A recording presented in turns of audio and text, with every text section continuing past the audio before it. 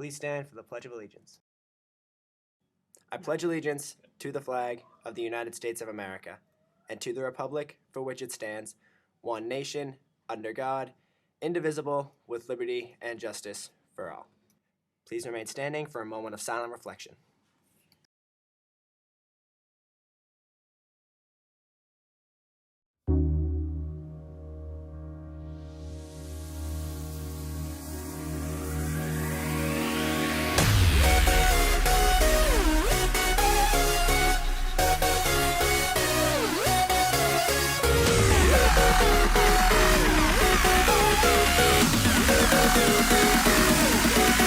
Good morning, Needham High. I'm Sydney Penny. And I'm Elise Enlick, welcoming you to NHSN.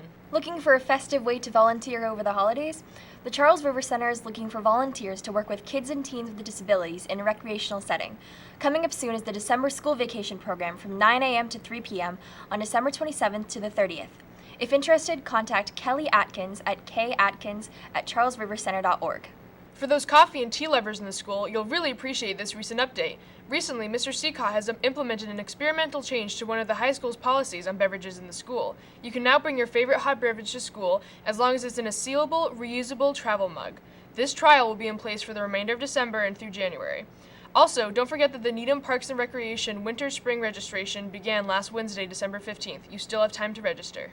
The RAG, NHS's art and literary magazine, is having their annual fundraiser even a night like this on Friday, January 6th from 6:30 to 9:30 in the NHS cafeteria. There will be NHS student performers along with lots of food and fun.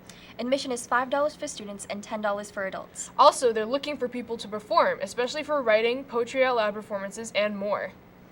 If you want to sign up to perform, you can find the sign-up link on their Facebook page, their Instagram bio, or email them and even a rag like this at gmail.com. Now it's time to go to Anne for some info on the high school's robotics club. This past Sunday, the NHS Robotics Club attended a tournament in Andover, Massachusetts. They've been building their robots since September, and this year the Robots Challenge is to launch the wiffle balls into the center hoop and to push the buttons on the beacon lights that are attached to the side of the competition area. The club is made up of two teams, the Hackers, which is an all-girls team, and T-10, which is a co-ed team. After both teams experienced some technical difficulties at the start of the tournament, T-10 was the runner-up of the elimination brackets for robot matches, and the Hackers received the Inspire Award, which is the top award at a robotics competition, and acknowledges success in all aspects of the challenge, including the engineering process and community outreach. This award automatically qualifies the Hackers for the state tournament, which will take place in March. Both teams will also attend another qualifier in January, where T-10 will have another opportunity to qualify for states. Thanks, Anne. If you'd like to hear some very high-quality musical talent tonight, come to the Winter Chorus and Orchestra concert in the NHS Auditorium at 7:30 p.m. There will be performances from several groups at the high school, including the orchestra, mixed chorus, women's chorus, and chorale, featuring a festive winter-themed repertoire. Now let's hear from Giorgio for more on the Linguistics Club. Linguistics is the study of human language, and so that basically means that we're not studying French or Latin or Spanish or Mandarin, we're studying how language works. And so that basically encompasses a lot of things. It encompasses science, how language evolves. It encompasses history, where does language come from? It encompasses math, how do we compare languages and how do we make them into abstractions? And so even if you're not interested in math, maybe you're not interested in science, maybe you're not interested in history, if you're interested in language as a whole, you can combine all of these things into one study. Muvafakie, sis lesh, tiri, si lesh, tiri verameye, bilecek, ler, imiz, den bishi, sini, ze sine. Anyone know what that means? As though you're not from those who we can easily make into a maker of unsuccessful ones. So Linguistics Club is basically a club that practices for the NACLO competition.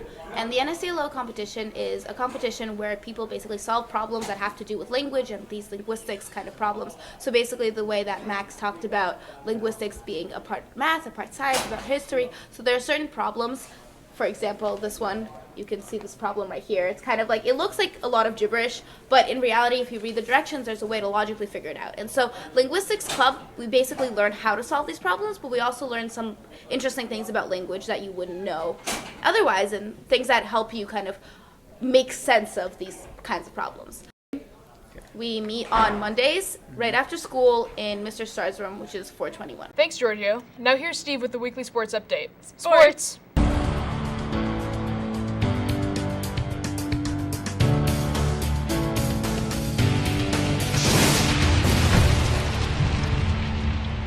Thanks, guys.